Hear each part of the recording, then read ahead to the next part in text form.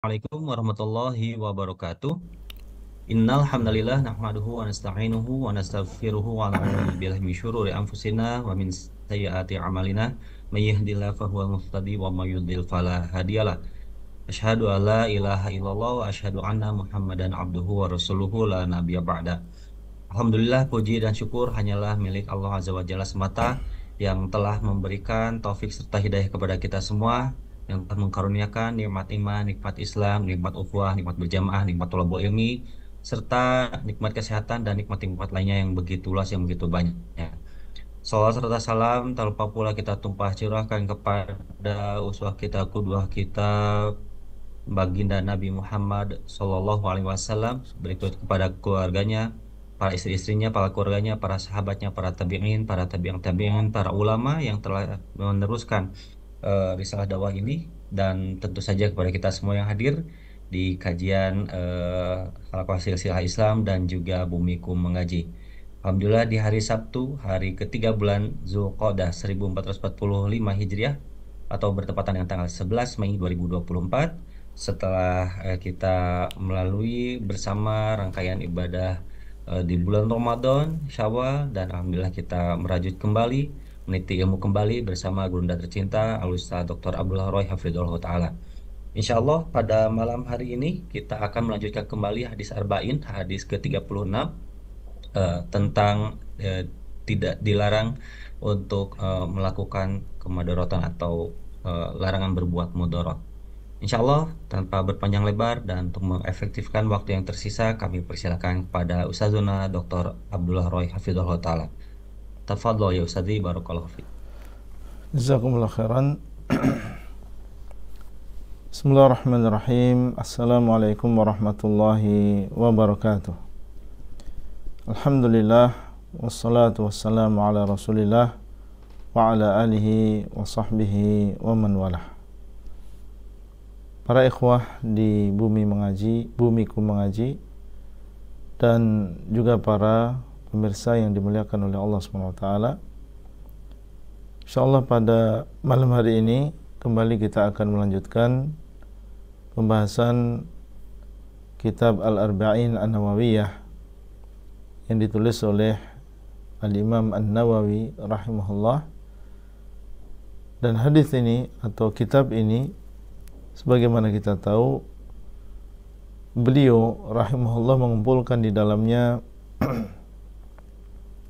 hadis-hadis yang merupakan pokok-pokok di dalam agama ini, seperti yang insyaallah akan kita pelajari pada malam hari ini, yang berkaitan dengan tidak ada mudarat dan tidak ada memudarati di dalam agama Islam.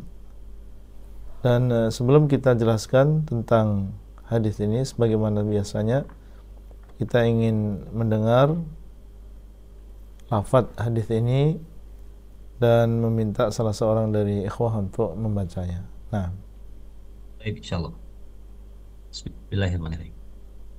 Al-hadits tsani wa salatsun an Abi Sa'id bin Malik bin Sinan Al-Khudri radhiyallahu anna Rasulullah sallallahu alaihi wasallam qala la darar wa la dirar. Haditsun hasan. Rawahu Ibnu Majah wa Daraqutni wa ghairuhuma musnadan. Wa rawahu Malikun fi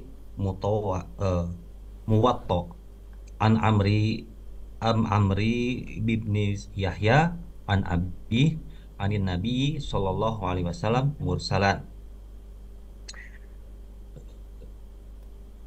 Fa asqata Aba Sa'id lahu turukun yuqawi ba'daha ba'dan. nah, berkata Al-Imam An-Nawawi rahimahullah, al-haditsu ats-tsani wa tsalathun, hadis yang ke-32 dari 42 hadis yang dibawakan oleh beliau di dalam kitab ini. An Abi Sa'idin, dari Abu Sa'id Sa'ad bin Malik ibn Sinan Al-Khudri radhiyallahu anhu. Dari Abu Sa'id, kunyah beliau, dan nama beliau adalah Sa'ad bin Malik ibn Sinan al-Khudri, lebih dikenal dengan kunyahnya Abu Sa'id al-Khudri, salah seorang sahabat Nabi SAW, dan termasuk yang paling banyak hadisnya di antara para sahabat Nabi SAW. Ada 7 orang sahabat yang dikenal paling banyak hadisnya di antara para sahabat, dan termasuk di antaranya adalah Abu Sa'id al-Khudri.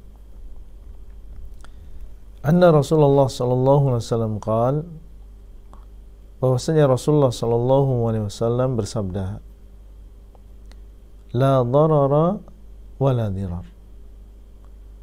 Tidak ada darar dan juga tidak ada dirar. Hadis yang ringkas, hanya terdiri dari 5 kata, namun dia memiliki makna yang dalam. Dan inilah yang dinamakan dengan jawami'ul kalim, yang diberikan kepada Nabi SAW dan tidak diberikan kepada yang lain.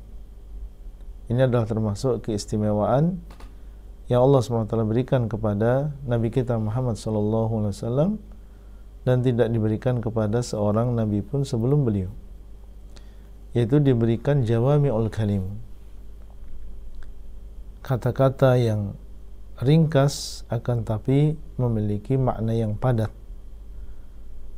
Dan para ulama menyebutkan makna jawami'ul kalim, ada yang mengatakan maknanya adalah Al-Quran, dan ada yang menafsirkan bahwasanya jawami'ul kalim adalah hadis-hadis Nabi SAW yang memiliki kata-kata yang singkat, akan tapi ketika dicermati, didalami, ternyata mengandung makna yang luas. Termasuk diantaranya adalah hadis yang ada di depan kita ini. La dharara wa la dirar. La dharara wa la dirar ini datang dengan lafadz khabar. Tidak ada dharar dan tidak ada dirar. Lafadz khabar. Dan ada yang mengatakan dia adalah khabar atau berita, akan tapi maknanya adalah larangan. Dan ini lebih dalam maknanya. Ketika sebuah larangan didatangkan dengan lafadz khabar, maka ini lebih dalam maknanya. Dan para ulama menjelaskan di sini ada 2 larangan. Yang pertama adalah larangan untuk dharar, kemudian yang kedua adalah larangan untuk dirar. Ada 2 kata. Apakah makna dari masing-masing dari kata-kata tersebut? Nah, ada di antara ulama yang mengatakan maknanya sama, dan diulang oleh Nabi SAW ini sebagai penguat. Jadi maknanya tidak ada mudarat di dalam agama Islam ini. Agama Islam ini adalah agama yang mendatangkan kebaikan bagi manusia, mendatangkan maslahat bagi manusia. Tidak ada di dalam agama ini mudarat. Maka barang siapa yang berpegang teguh dengan agama Islam dalam menjalankan perintah, menjauhi larangan, maka yang dia dapatkan adalah kebaikan dan juga kebaikan. Allah SWT ketika mensyariatkan zakat misalnya, tidak ada mudarat bagi orang yang mengeluarkannya. Diwajibkan zakat ini bagi orang yang kaya, yang hartanya telah mencapai nisab, dan setelah mencapai nisab pun ditunggu sampai 1 tahun. Kalau selama 1 tahun ternyata tidak berkurang dari nisabnya, selama 1 tahun tidak berkurang dari nisabnya, berarti ini orang yang mampu. Sehingga setahun kemudian baru dikeluarkan zakatnya. Itu pun tidak seberapa. Seandainya itu diambil dari hartanya, tidak akan menjadikan dia miskin gara-gara dia mengeluarkan 2,5% dari hartanya. Tapi orang yang tidak mampu, maka dia akan mendapatkan manfaat. Maka ini adalah kaidah di dalam setiap apa yang disyariatkan oleh Allah SWT, itu tidak ada suatu yang mudarat dan murni mudarat bagi orang yang melakukannya. Demikian pula di dalam larangan, ketika Allah SWT melarang manusia untuk melakukan sebuah dosa, maka tidak akan ada mudarat bagi manusia. Yang ada justru malah maslahat. Dan kalau dia melakukan dosa tersebut, justru akan membawa mudarat bagi seseorang. Ini kaidah di dalam agama kita. Agama Islam adalah agama yang membawa maslahat. Alhamdulillah. Agama Islam la darara, tidak ada mudarat di dalamnya yang murni mudarat. Allah SWT dialah yang menurunkan agama ini, dan dialah yang menginginkan kebaikan bagi manusia, dan dialah Ar-Rahman Ar-Rahim. Di dalam setiap apa yang Allah syariatkan, pasti di sana ada hikmah, baik berupa perintah maupun berupa larangan. Allah SWT mengharamkan musik, mengharamkan syirik, mengharamkan bid'ah, dan mengharamkan perkara-perkara yang muharramat. Itu bukan untuk memudarati manusia, justru ini adalah untuk maslahat bagi manusia. Dan kalau mereka melakukan perkara yang diharamkan tersebut, justru disitulah ada mudarat bagi manusia. Syahidnya di sini ada di antara ulama yang mengatakan bahwasanya darar dan dirar ini maknanya sama, diulangi untuk dikuatkan. Beliau ingin menguatkan bahwasanya di dalam agama ini tidak ada mudarat sama sekali, yang murni mudarat. Nah, di sana ada yang mengatakan bahwasanya ad-dararu dan ad-diraru ini berbeda maknanya. Kalau ad-dararu itu terjadi dengan sengaja ataupun tidak sengaja.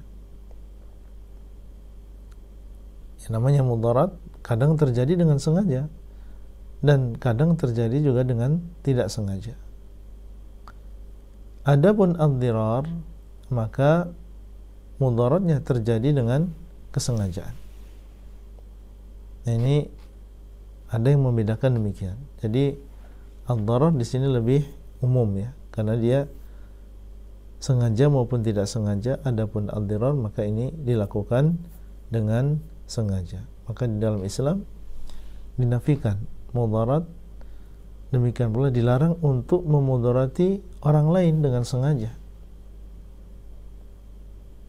Sengaja mencelakai orang lain di dalam hartanya atau di dalam jasadnya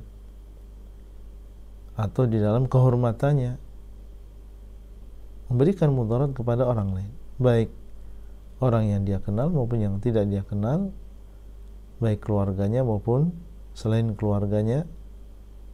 Sengaja memberikan mudarat kepada orang lain ini tidak boleh. Ini dinamakan dengan ad-dirar.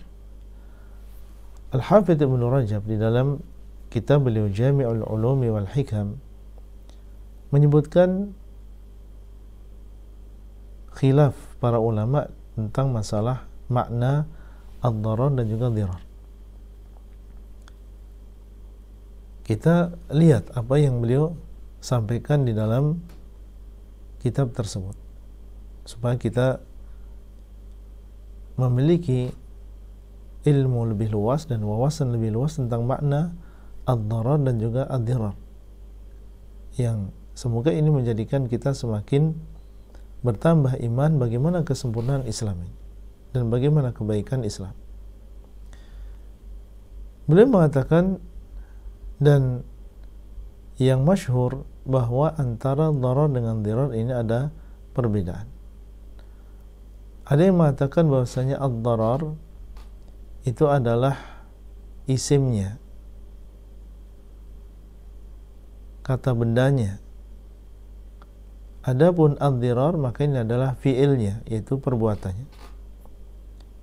Jadi kata benda maksudnya tidak ada mudarat di dalam Islam sebagaimana yang tadi kita sebutkan maknanya. Adapun ad-dirar maka perbuatannya tidak ada, dan maksudnya adalah larangan untuk memudarati orang lain. Itu makna yang pertama. Ada yang mengatakan yang selanjutnya adalah bahwasanya yang dimaksud dengan ad-darar, ini perbedaan yang lain, adalah kita memasukkan mudarat bagi orang lain dengan sesuatu yang kita mengambil manfaat darinya. Jadi kalau memudarati orang lain dan kita mengambil manfaat dari mudarat tersebut, maka ini dinamakan dengan ad-darar. Adapun ad-dirar, memberikan mudarat kepada orang lain tanpa seseorang mengambil manfaat. Jadi kalau memudarati orang lain dan dia mengambil manfaat dengan sebab dia memudarati orang lain, maka ini dinamakan dengan ad-darar. Tidak boleh di dalam Islam demikian, memudarati saudaranya demi untuk mendapatkan manfaat bagi dirinya sendiri. Antrian, kemudian dia memudarati orang yang ada di depannya dengan maksud supaya dia bisa mengambil manfaat, dia lebih cepat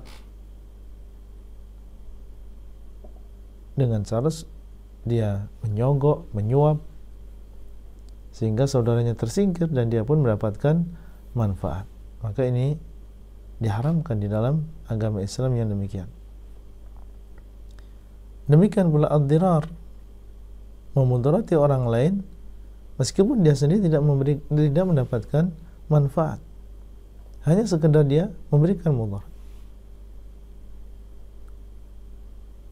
Maka ini juga diharamkan yang demikian meskipun dia tidak mendapatkan manfaat.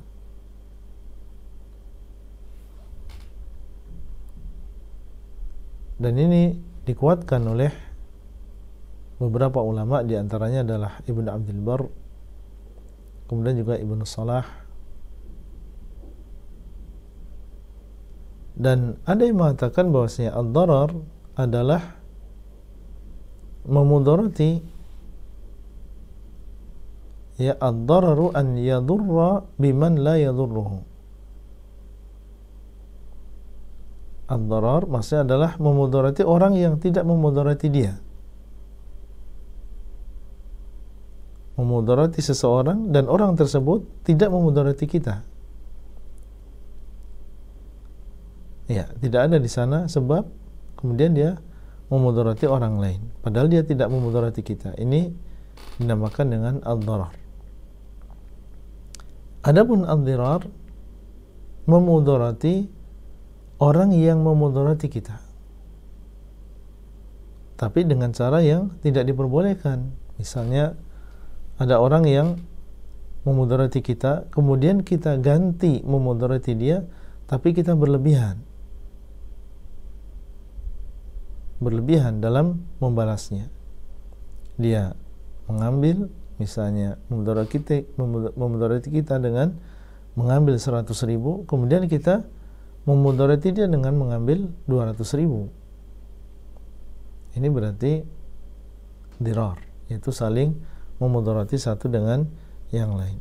Nah, ini semua jenis perkara tadi, baik seseorang memudarati kepada orang yang tidak memudarati maupun dia memudarati orang yang memudarati dia, dan dia berlebihan dalam membalasnya, maka semuanya adalah perkara yang diharamkan di dalam agama ini. Kemudian yang perlu diperhatikan di sini bahwasanya Nabi SAW menafikan di dalam hadis ini ad-darar dan juga ad-dirar yang dilakukan tanpa hak. Yang dilakukan tanpa hak. Tidak ada alasan yang dibenarkan di dalam agama. Maka ini yang dilarang. Yang itu merupakan kezaliman. Adapun mudarat yang terjadi dan itu adalah dengan hak, memang diperintahkan oleh Allah atau diperintahkan oleh Rasulullah SAW,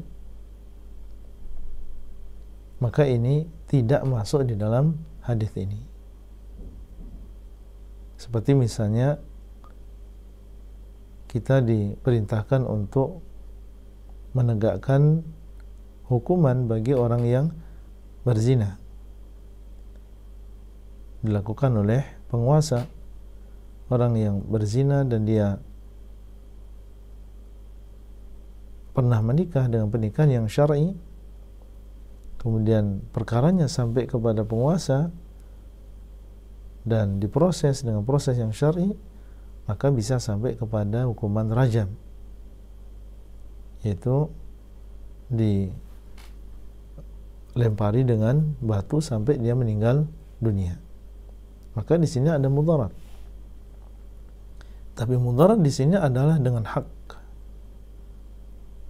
dengan sesuatu yang benar, karena Allah SWT dialah yang memerintahkan untuk merajam seorang yang berzina yang dia pernah menikah dengan pernikahan yang syar'i. Demikian pula hukuman potong tangan. Di sini ada mudarat bagi orang yang mencuri, maka dipotong tangannya, maka ini ada mudarat. Tapi ini adalah bihak, ini adalah sesuatu yang dibenarkan di dalam agama ini, sehingga ini tidak masuk di dalam sabda Nabi SAW, la darara wa la dirar, karena tidak mungkin saling bertentangan antara satu hadis dengan hadis yang lain. Justru di dalam penegakan hukuman tadi ada maslahat yang besar bagi manusia. Ketika dirajam orang yang berzina karena dia pernah menikah dengan pernikahan yang syar'i, maka ini menjadi pelajaran bagi yang lain supaya dia berhati-hati jangan sampai terjerumus ke dalam maksiat tersebut. Karena berzina atau perzinaan ini mafsadahnya, kerusakannya besar apabila tersebar di kalangan masyarakat. Penyakit-penyakit kelamin, kemudian juga ikhtilat, campur nasab karena sebab perzinaan, tetangga berzina dengan tetangganya, keluarga berzina dengan keluarganya sendiri, maka yang terjadi adalah ikhtilatun nasab, campur antara nasab-nasab. Dan siapa di antara kita yang merasa nyaman tinggal di sebuah lingkungan masyarakat yang di situ banyak orang yang berzina? Kita khawatir dengan anak kita, kita khawatir dengan istri kita. Kita tidak nyaman meninggalkan mereka di rumah dalam keadaan sendiri. Bahkan seandainya kita berada di rumah pun kita nggak merasa tenang. Ini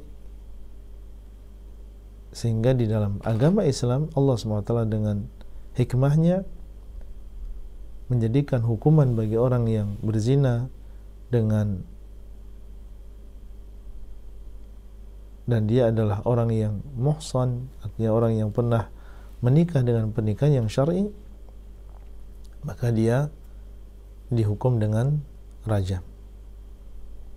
Karena memang kerusakan yang diakibatkan oleh tersebarnya perzinahan ini adalah besar. Demikian pula potong tangan. Seorang ketika dia memiliki harta dan mungkin dia dapatkan harta tersebut dengan susah payah, kemudian ada sebagian orang yang dengan mudahnya dia mengambil hartanya, mencuri mobilnya, mencuri motornya, atau mencuri ratusan juta uangnya, maka bagaimana perasaan orang tersebut? Sehingga di dalam agama Islam Allah SWT mensyariatkan potong tangan bagi orang yang mencuri, dan ini adalah maslahat yang besar bagi manusia, sehingga mereka tidak bermudah-mudahan terjaga harta manusia. Sehingga sekali lagi ini masuk dengan la dharara wa la dirar, di sini adalah maksudnya adalah tanpa hak, tidak dibenarkan di dalam agama ini. Adapun dharar ya yang dibenarkan dalam agama ini, dan kita yakin bahwasanya mudaratnya di sini bukan murni mudarat, tapi di sana ada hikmah yang besar di balik mudarat tersebut. Seperti yang tadi kita sebutkan, penjagaan kehormatan, penjagaan harta. Demikian pula ketika misalnya disyariatkannya jihad di jalan Allah SWT, di sana ada mudarat.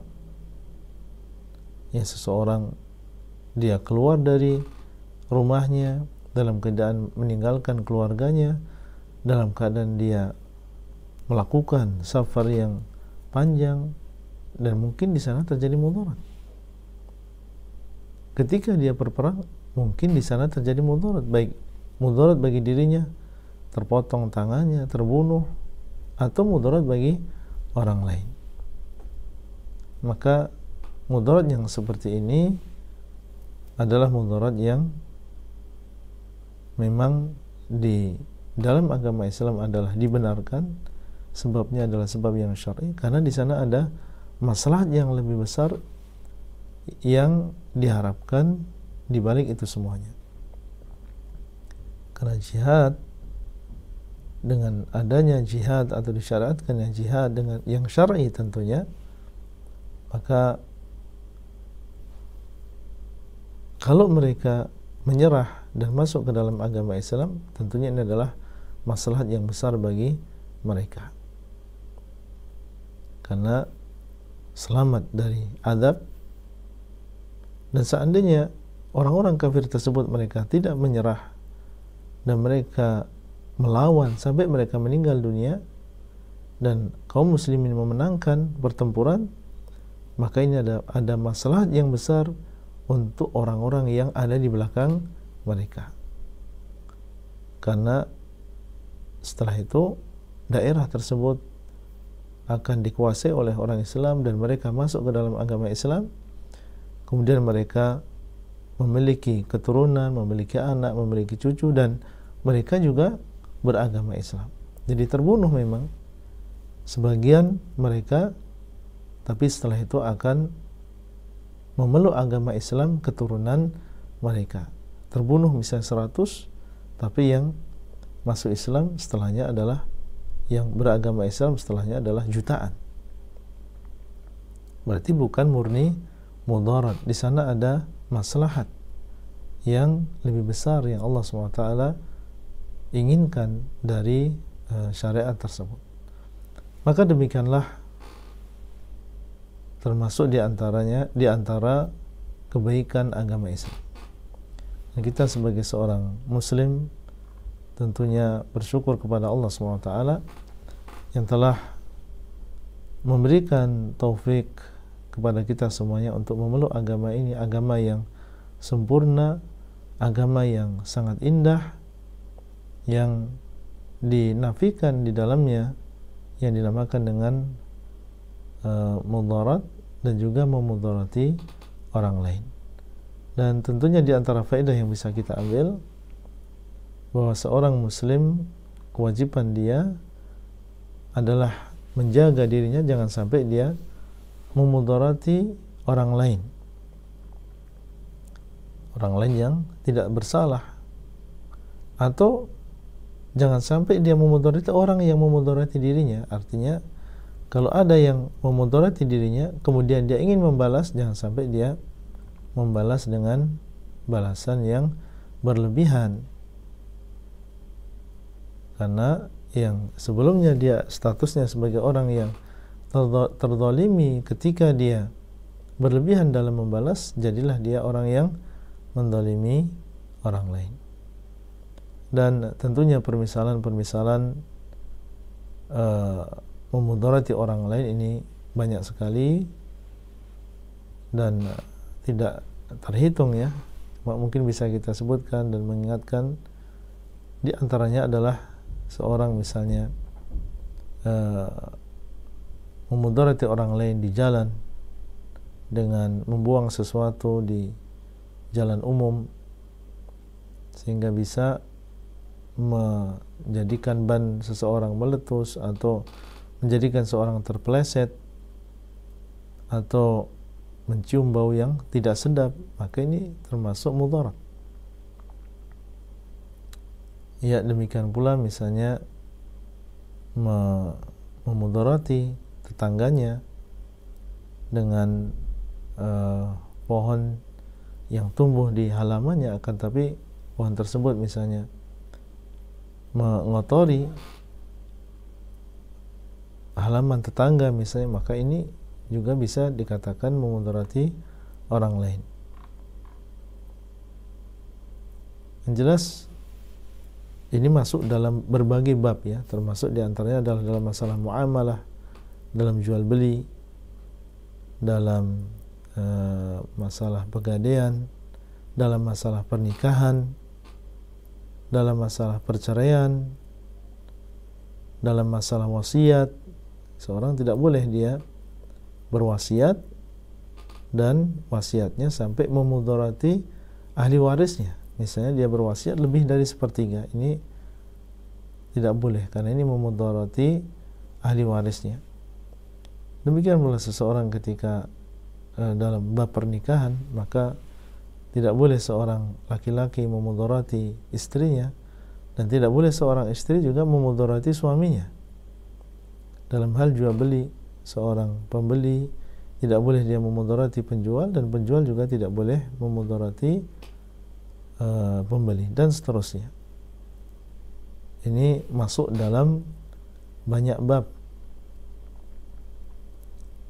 dan disebutkan bahwasanya dahulu orang-orang jahiliyah, di zaman jahiliyah, seorang laki-laki terkadang dia ingin memudarati istrinya. Dia mentalak atau menceraikan istrinya pada tolak yang pertama. Kemudian ketika wanita tersebut sudah sampai di akhir iddahnya,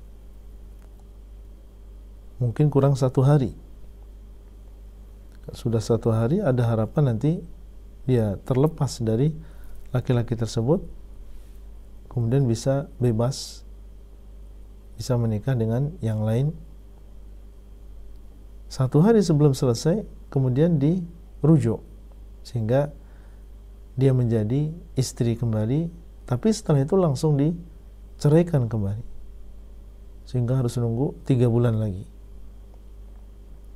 ya, 3 bulan dalam keadaan dia dicerai oleh suaminya. Setelah menjelang habis masa iddahnya kemudian dirujuk kembali, langsung ditalak kembali, sehingga dalam waktu yang lama demikian keadaan wanita tersebut, dan maksudnya adalah ingin memudarati wanita tersebut.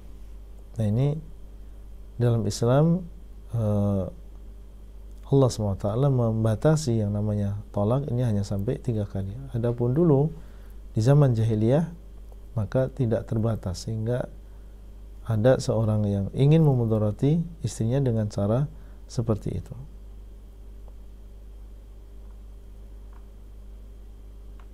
Nah, mungkin itu yang bisa kita sampaikan pada kesempatan kali ini. Semoga Allah SWT memberikan manfaat. Dan Al-Imam An-Nawawi rahimahullah di sini mengatakan haditsun hasan. Hadis ini adalah hadis yang hasan. Dan hadis yang hasan itu termasuk hadis yang diterima. Rawahu Ibnu Majah wa Daruqutni wa ghairuhuma musnadan. Diriwayatkan oleh Ibnu Majah dan juga Ad-Daruqutni dan selain keduanya dalam keadaan musnad, ya, dalam keadaan sambung. Wa rawahu Malikun fil Muwatta'i mursalan an Amr bin Yahya an Abi an Nabi sallallahu alaihi wasallam. Dan diriwayatkan oleh Imam Malik di dalam Al-Muwatta dengan mursal. Mursal ini adalah termasuk hadis yang terputus dari Amr bin Yahya dari bapaknya yaitu Yahya dari Nabi sallallahu alaihi wasallam. Fa asqata Aba Sa'idin, maka beliau menggugurkan di situ Abu Sa'id. Tidak disebutkan di dalam riwayat Al-Imam Malik, penyebutan tidak disebutkan di situ Abu Sa'id. Artinya hadisnya adalah hadis yang mursal. Wa mursalun minhu sahabi saqat. Yang dimaksud dengan mursal adalah ada seorang sahabat yang gugur di situ, tidak disebutkan sahabat yang meriwayatkan. Dan seluruh hadis yang sahih tentunya harus melewati para sahabat Nabi SAW. Harus melewati para sahabat Nabi SAW. Jadi kalau tidak disebutkan di sini nama sahabat berarti dia terputus. Tapi apa? Walahu turuqun yuqawi ba'dhuha ba'dhan. Tapi dia atau hadis ini memiliki jalan-jalan, riwayat-riwayat yang saling menguatkan satu dengan yang lain. Sehingga ini dhaif, tapi kalau saling menguatkan satu dengan yang lain menjadi hadis yang hasan. Dan hadis yang hasan ini adalah termasuk hadis yang diterima. Barakallahu fikum, itu yang bisa kita sampaikan pada kesempatan kali ini. Dan sebelum kita tutup mungkin ada pertanyaan dari para ikhwah, kami persilakan. Nah. Baik, Masya Allah, syukuran jazakallahu khairan ya Ustadzuna atas penjelasan-penjelasan dari hadis ke-32 ini. Untuk selanjutnya kita akan memasuki sesi kedua, yakni sesi tanya jawab. Dan Masya Allah di sini pada saat tengah kajian tadi sudah ada yang pertanyaan yang masuk dari salah satu ikhwan. Bagi jemaah yang bertanya dipersilahkan untuk menyampaikan pertanyaannya melalui chat box di Zoom meeting ini. Untuk pertanyaan pertama, Bismillahirrahmanirrahim. Kalau orang yang memberikan mudarat pada orang lain, hukuman dosanya sebesar apa? Apakah itu dosa besar atau dosa kecil? Demikian Ustaz pertanyaannya. Ya. Memudarati orang lain ini adalah termasuk kezaliman, dan kezaliman ini memiliki beberapa akibat. Di antaranya adalah bahwasanya kezaliman zulumatun yaumal qiyamah. Ini adalah kegelapan di hari kiamat. Hari di mana tidak ada cahaya kecuali dari Allah SWT. Tidak ada di sana cahaya selain cahaya dari Allah. Yang namanya kezaliman ini akan menjadi sebab seseorang mendapatkan kegelapan. Semakin banyak kezaliman yang dia lakukan, maka akan semakin gelap. Padahal saat itu kita butuh cahaya dalam berjalan di atas as-sirat misalnya, yaitu jembatan yang berada di atas Jahannam, yang disebutkan dalam hadis lebih kecil daripada rambut dan lebih tajam daripada pedang.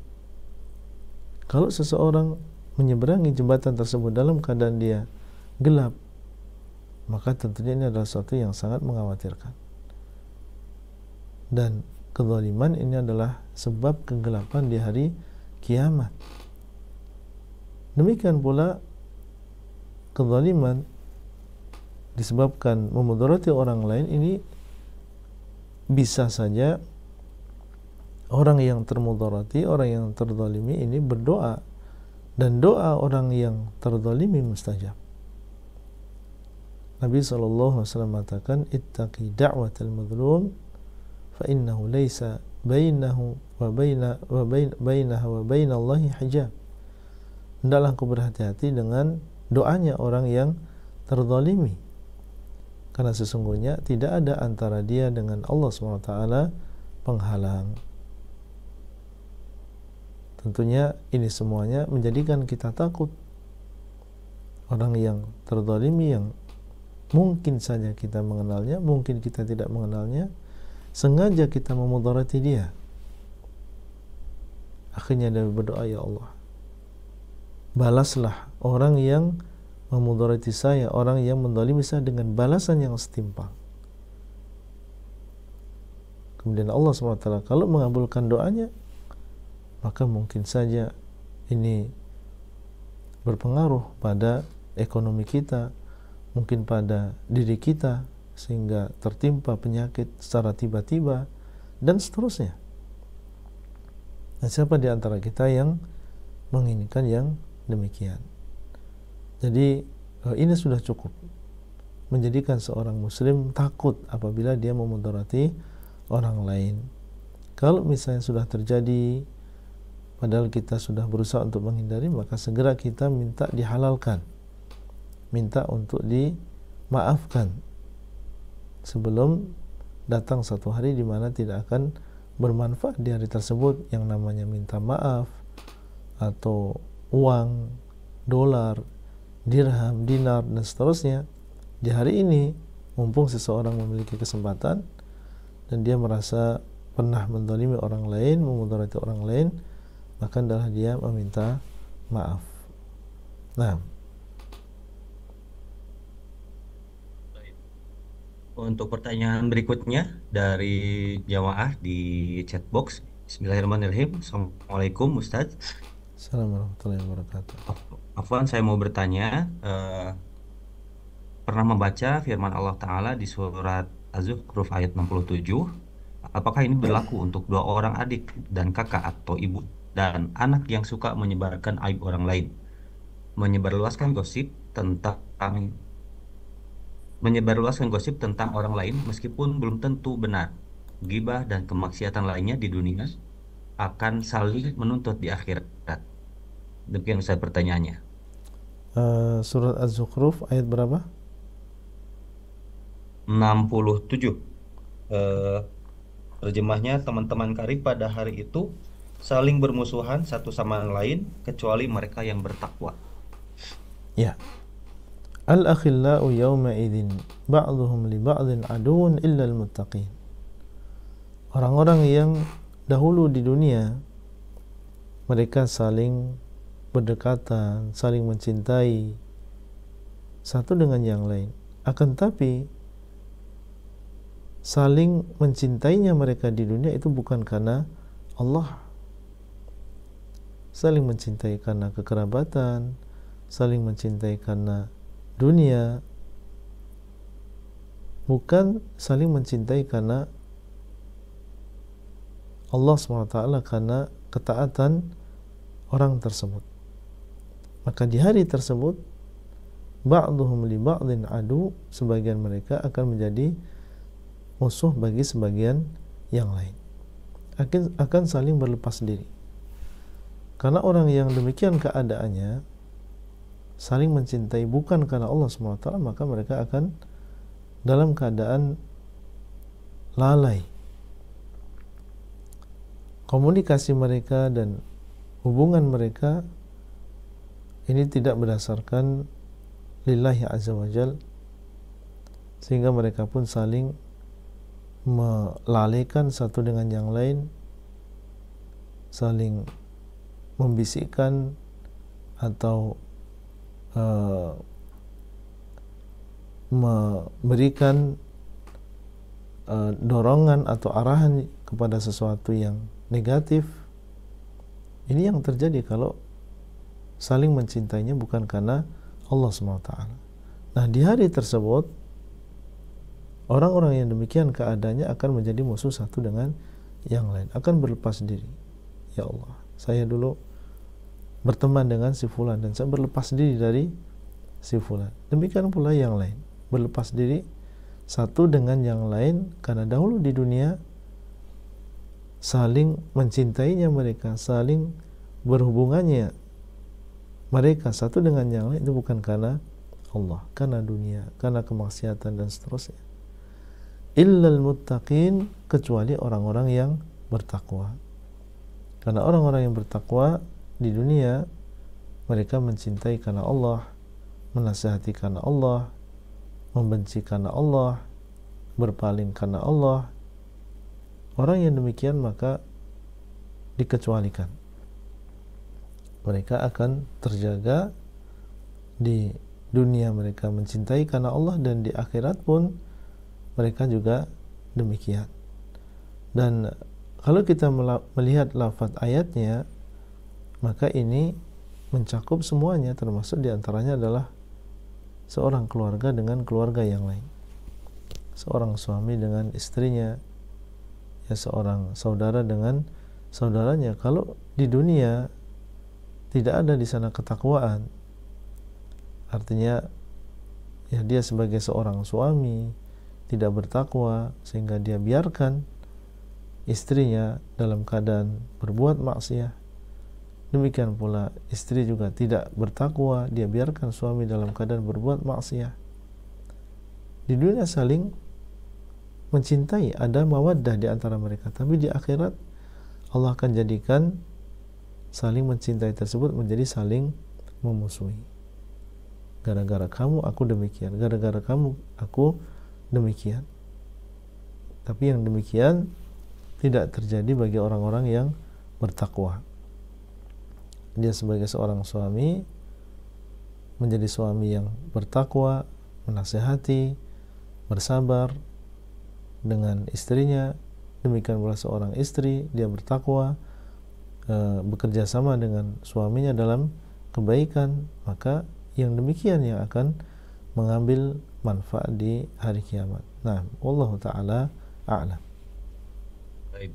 Demikian penjelasan dari Ustadz Abdullah Roy untuk pertanyaan dari Akhi Raihan di chat box Zoom meeting ini. Selanjutnya kami persilahkan kepada Ummu Amr yang akan menyampaikan pertanyaan dari jemaah di Amerika dan Kanada. Kami persilahkan Ummu Amr. Ya, jazakumullahu khairan Kang Zai. Alhamdulillah, jazakumullahu khairan Ustadz atas materinya hari ini. Yang ingin ditanyakan Ustadz, apakah ketika seorang tua dulu ketika anaknya masih kecil dia diberi pendidikan musik Ustadz, misalnya ada les piano atau les gitar, dan akhirnya barusan saya berpikir ini mudorot bagi anak saya di kemudian hari, karena jujur saja Ustadz sampai saat ini justru anak saya tidak lepas dari musik. Apa yang bisa Ustadz nasihatkan dari kejadian ini? Dan saya sudah bertobat, saya sudah memahami bahwa musik itu haram, tetapi rasa bersalah itu terus menghantui saya karena pada kenyataannya justru kalau dilarang anak saya jadi marah kepada saya Ustaz. Jazakumullahu khairan atas nasihat Ustaz. Baik. Barakallahu fikum. Pertama kita mengingatkan dengan hadis Nabi SAW, kullu ibni Adam khata' wa khairul khata'in at-tawwabun. Setiap anak Adam berdosa, dan sebaik-baik orang yang berdosa adalah orang yang bertobat kepada Allah SWT. Dahulu kita dalam keadaan jahil, belum belajar, belum tahu. Akhirnya kita sebagaimana yang lain mengajarkan anak kita sesuatu yang ternyata setelah itu kita tahu itu adalah sesuatu yang diharamkan oleh Allah SWT. Dan sekarang Allah SWT memberikan hidayah.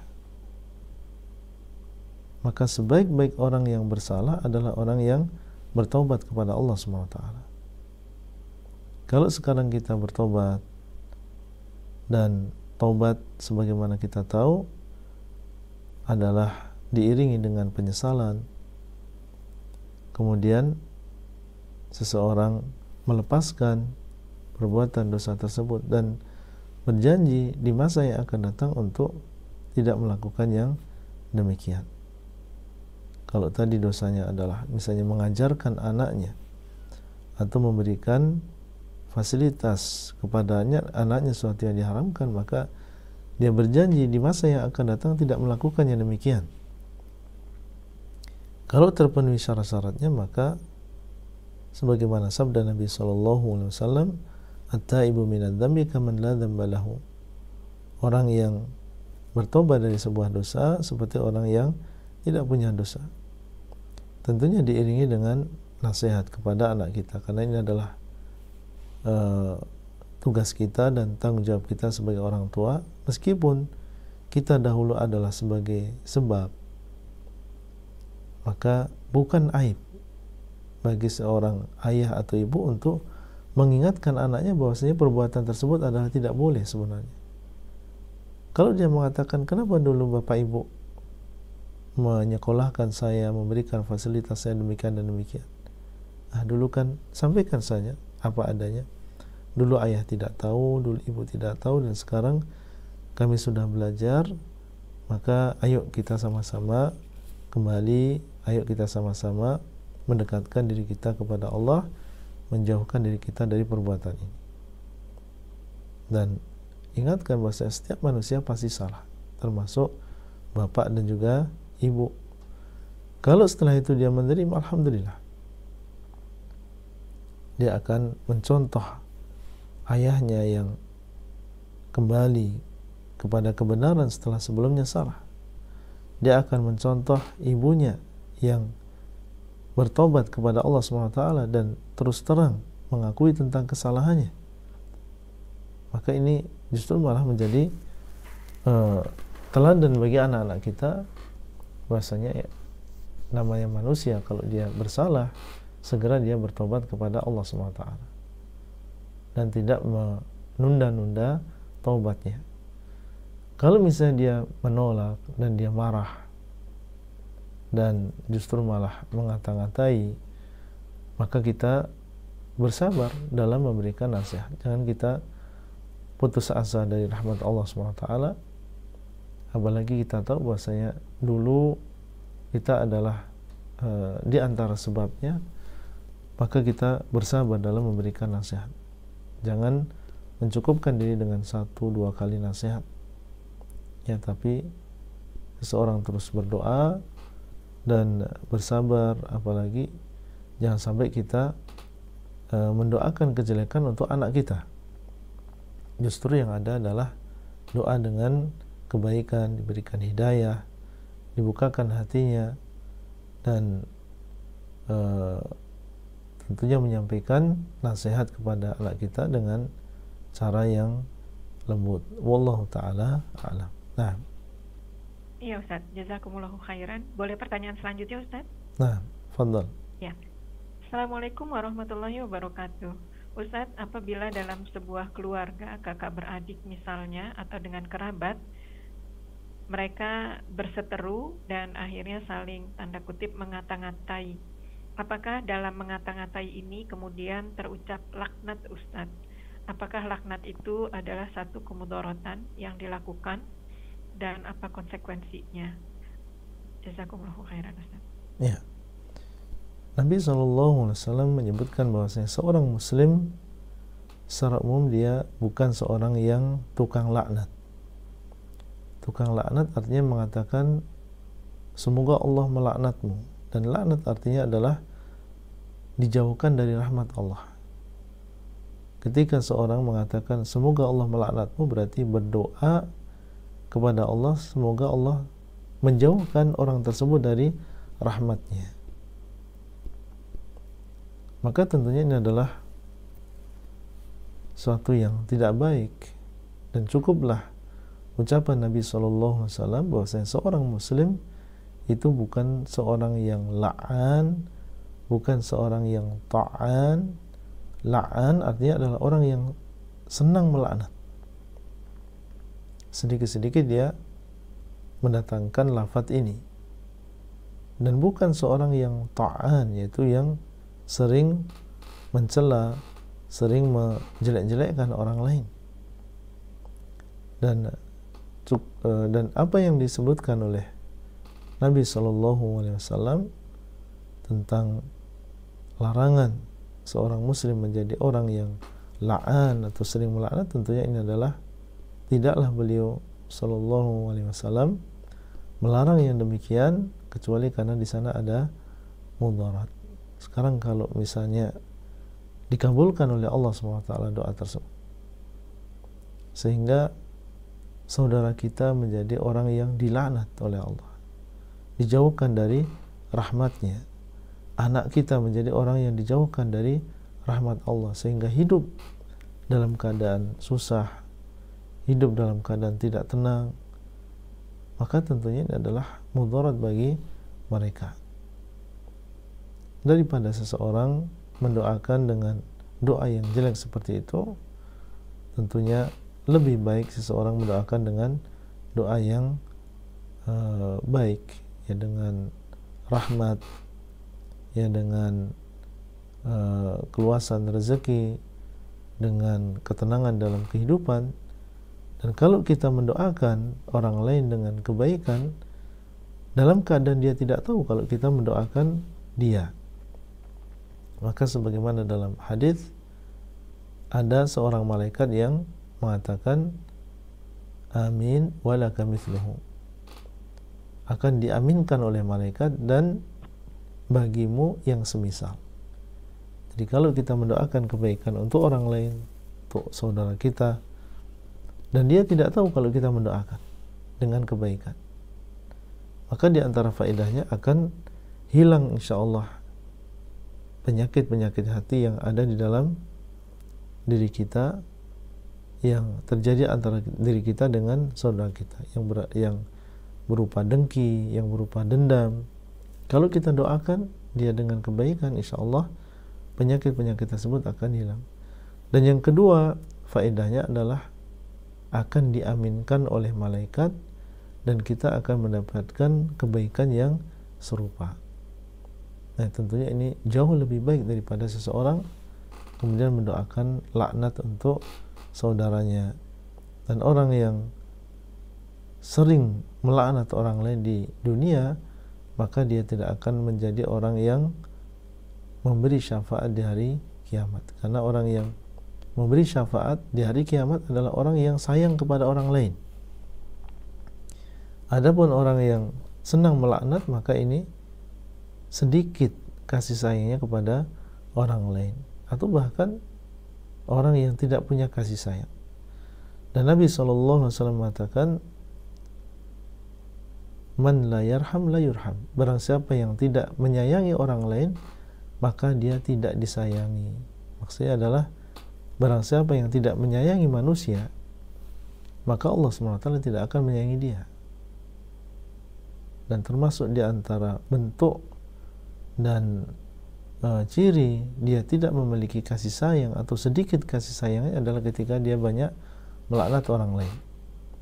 Justru akibatnya dia termasuk orang yang tidak disayangi oleh Allah SWT. Wallahu ta'ala a'lam. Nah. Iya Ustaz, Masya Allah. Jazakumullahu khairan Ustaz. Ini ada yang terakhir Ustaz. Assalamualaikum warahmatullahi wabarakatuh. Ustaz, apakah dari penjelasan Ustaz tadi kami bisa melihat misalnya satu kasus ketika ada perayaan Maulid Nabi, di sana kami ketahui atau sedikit yang kami ketahui ada kebid'ahan. Berarti kalau melakukan itu mengantarkan orangnya bisa ke neraka. Apakah bisa kita sebut dengan kalimat singkat seperti itu Ustaz? Mohon penjelasannya. Jazakumullahu khairan. Dia melihat kemungkaran tersebut dan mengatakan apa? Itu bid'ah. Kemudian kalau bid'ah itu kan mengantarkan orangnya ke neraka. Ya. Jadi apakah bila menyelenggarakan, berpartisipasi, mendukung bisa mengantarkan orang itu ke neraka Ustaz? Ya. Bid'ah sebagaimana ucapan Nabi SAW, kullu bid'atin dhalalah wa kullu dhalalatin finnar. Setiap bid'ah itu adalah sesat, dan setiap yang sesat maka di neraka. Dan maksudnya adalah orang yang melakukannya ini menjadi sebab, ya, dengan sebab kebid'ahan tersebut maka orang yang melakukannya bisa terjerumus dan dimasukkan ke dalam neraka. Dan sebagaimana dijelaskan oleh para ulama, bid'ah ini adalah termasuk dosa besar, dan keyakinan Ahlussunnah bahwasanya dosa besar orang yang melakukannya di hari kiamat ini di bawah kehendak Allah. Kalau Allah SWT menghendaki maka akan diampuni dosa tersebut, dan kalau Allah menghendaki maka akan diazab terlebih dahulu. Termasuk diantaranya adalah orang yang melakukan bid'ah tadi. Dengan sebab bid'ah yang dia lakukan, bid'ah maulud Nabi, merayakan kelahiran Rasulullah SAW, maka ini adalah bid'ah dan dia adalah dosa besar, tapi tidak sampai mengeluarkan seseorang dari agama Islam. Bagaimana di hari kiamat? Di bawah kehendak Allah. Kalau Allah SWT menghendaki maka akan diampuni dosanya. Memang dia melakukan bid'ah, tapi Allah SWT dengan rahmatnya, ternyata Allah SWT mengampuni dosa dia tersebut, sehingga dia tidak diazab dengan sebab bid'ah tadi. Tapi mungkin saja Allah SWT menghendaki lain. Allah SWT tidak mengampuni dosa bid'ah tadi dan mengazabnya di neraka, dan itu adalah azab yang sementara. Karena dia adalah seorang muslim, maka kelak dia akan keluar dari neraka dan dimasukkan ke dalam surganya Allah SWT. Apabila kita mengingatkannya demikian, maka ini adalah termasuk nasihat. Ad-dinun nasihah, agama itu adalah nasihat. Dan Allah SWT mengatakan illal ladzina amanu wa amilus shalihat wa tawassaw bil haqq, dan mereka saling mewasihati dengan kebenaran. Ini bukan bentuk menghinakan orang lain, bentuk mendolimi orang lain, tapi ini adalah bentuk saling menasihati satu dengan yang lain. Semoga orang tersebut sadar bahwasanya apa yang dia lakukan ini bukan mendekatkan dia kepada surga, bukan mendekatkan dia kepada Allah, justru malah bisa menjerumuskan dia ke dalam neraka, justru malah menjauhkan dia dari Allah Subhanahu wa taala. Jadi kita hanya sekedar mengatakan perbuatan ini bisa menjadi sebab seseorang masuk ke dalam neraka dengan penjelasan yang tadi kita sebutkan. Kita tidak mengatakan engkau adalah termasuk penduduk neraka, engkau pasti masuk ke dalam neraka, tidak. Ini bisa mengantarkan, kalau kita tidak bertobat kepada Allah SWT, maka bisa menjadi sebab masuknya seseorang ke dalam neraka. Nah, barakallahu fikum. Baik. Allah jazakumullahu khair Ustaz. Nah, Baik, satu pertanyaan terakhir. Sini ada Ukti Widiati Astutik dari Surabaya, kami persilahkan. Ya, syukur Ustaz. Assalamualaikum warahmatullahi wabarakatuh. Waalaikumsalam warahmatullahi wabarakatuh. Nah, Ustaz, ini ada pertanyaan teman bahwa teman saya ini adalah kepala sekolah di sebuah TK, di mana sepeda motornya itu dipakai Ustaz, dipakai sekolah setiap hari untuk fotokopi, untuk keperluan lain-lain. Terus masalahnya sekarang sepeda motornya itu hilang, dicuri orang Ustaz. Sekolah juga butuh, karena tidak ada sepeda motor ini, sekolah juga butuh. Akhirnya sekolah ini membeli sepeda motor. Pertanyaannya Ustaz, apakah kepala sekolah ini boleh memanfaatkan sepeda motor yang dibeli sekolah ini seperti layaknya kemarin sekolah menggunakan sepeda motornya, menggunakan sepeda motornya gitu Ustaz.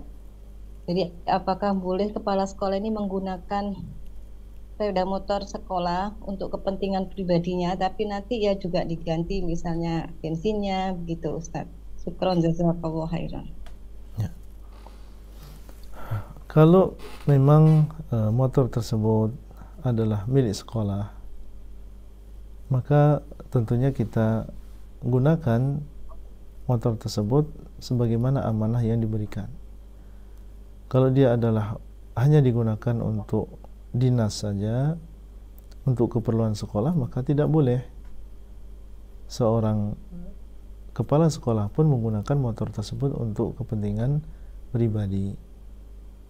Dan sebagian guru kami dulu seperti Syekh Abdul Muhsin Al-Abbad, beliau pernah menjadi kalau tidak salah pengganti rektor sementara ya di Universitas Islam Madinah, dan ceritakan oleh sebagian orang yang pernah kerja dengan beliau di kantornya itu membedakan antara pulpen yang digunakan untuk kepentingan pekerjaan dengan pulpen yang digunakan untuk pribadi. Kertas yang digunakan untuk pekerjaan, kertas yang digunakan untuk pribadi. Nah, ini semua adalah bentuk kehati-hatian. Maka demikian pula meskipun kita adalah kepala sekolah, kalau memang itu adalah untuk kepentingan sekolah saja, ya kita gunakan ketika kita melakukan sesuatu yang berkaitan dengan sekolah. Adapun untuk kepentingan pribadi, maka kita menggunakan barang pribadi atau motor pribadi. Adapun yang terjadi, yang berlalu, maka ini adalah semoga kita mendapatkan pahala. Itu adalah barang kita pribadi, tapi dengan ikhlas, ya dengan tulus kita membolehkan orang lain untuk dijadikan sebagai alat transportasi dalam kepentingan sekolah dan lain-lain, maka ini adalah pahala tersendiri bagi kita. Dan apa yang sudah terjadi, yaitu motor tersebut hilang, dan mungkin hilangnya adalah dalam rangka untuk kepentingan sekolah, maka kemudian kita bersabar dengan takdir Allah, maka insya Allah kita mendapatkan pahala kesabaran, dan semoga Allah SWT mengganti dengan ganti yang lebih baik. Dan tentunya lebih berhati-hatinya, meskipun sekarang sekolah telah memiliki motor yang lebih berhati-hati seperti yang tadi kita sebutkan. Meskipun dulu kita pernah meminjamkan untuk kepentingan sekolah, karena itu adalah motor kita pribadi dan kita ingin berbuat baik, tapi untuk motor yang dibeli oleh sekolah di sini, biarkan itu untuk kepentingan sekolah saja dan tidak digunakan untuk kepentingan pribadi, dan semoga Allah memudahkan urusan kita semuanya. Nah, ya, baik Ustaz, syukron. Baik, alhamdulillah pertanyaan dari Ukhti Widiati tersebut merupakan pertanyaan terakhir pada malam hari ini. Kami persilakan kepada Ustaz Zuna untuk menyampaikan kesimpulan sebagai dalam rangka mengakhiri kajian pada malam hari ini. Silakan Ustaz. Nah, para pemirsa dan juga para ikhwah, para akhwat yang dimuliakan oleh Allah SWT, tentunya hadis ini adalah hadis yang agung, berisi tentang kaidah yang besar di antara kaidah-kaidah agama Islam, bahwasanya tidak ada mudarat di dalam agama Islam. Allah SWT turunkan agama ini adalah untuk kebaikan kita semuanya. Kalau kita sudah tahu bahwasanya agama ini adalah untuk kebaikan kita semuanya, maka kewajiban kita tentunya adalah kembali kepada agama ini dan semakin kuat dalam berpegang teguh dengan agama ini. Kemudian juga faedah besar yang kita ambil dari hadis ini adalah hendaknya seorang muslim dan juga muslimah menjauhi sebisa mungkin dari memudarati orang lain, sekecil apapun, baik itu kepada keluarga atau selain keluarga, baik kepada sesama manusia maupun kepada makhluk yang lain. Kalau memang mudarat tersebut adalah sesuatu yang tanpa hak, tidak dibenarkan dalam agama ini, maka ini adalah sesuatu yang diharamkan. Demikian, semoga bermanfaat dan sampai bertemu kembali pada kesempatan yang akan datang. Wassallallahu ala nabiyina Muhammadin wa ala alihi washabbihi ajma'in. Wassalamualaikum warahmatullahi wabarakatuh. Waalaikumsalam warahmatullahi wabarakatuh. Syukran jazakumullah khairan kepada Ustazuna Abdullah Roy hafizahullah ta'ala yang telah membimbing kemudian juga menjelaskan atas kajian pada malam hari ini di hadis ke-32, hadis Arba'in, dan semoga Allah SWT memberikan pahala kepada kita semua yang hadir memberikan pemahaman kepada kita semua, dan Allah Subhanahu wa taala, kita berharap kepada Allah Subhanahu wa taala agar kita diteguhkan di istiqomah dalam Al-Qur'an dan Sunnah Nabi SAW, dan diberikan kemampuan untuk menyampaikan atas apa yang telah kita pahami. Jazakumullah khairan kepada seluruh jamaah pada malam hari yang telah berkontribusi, hadir, berpartisipasi dalam pertanyaan, dan tentu saja kami mengaturkan banyak terima kasih kepada seluruh kru HSI yang bertugas pada malam hari ini. Berikut juga Bumikum mengaji. Barakallahu fikum. Kita pungkas dengan doa kifaratul majelis. Subhanakallahumma bihamdika asyhadu an la ilaha illa anta astaghfiruka wa atubu ilaik. Wassalamualaikum warahmatullahi wabarakatuh.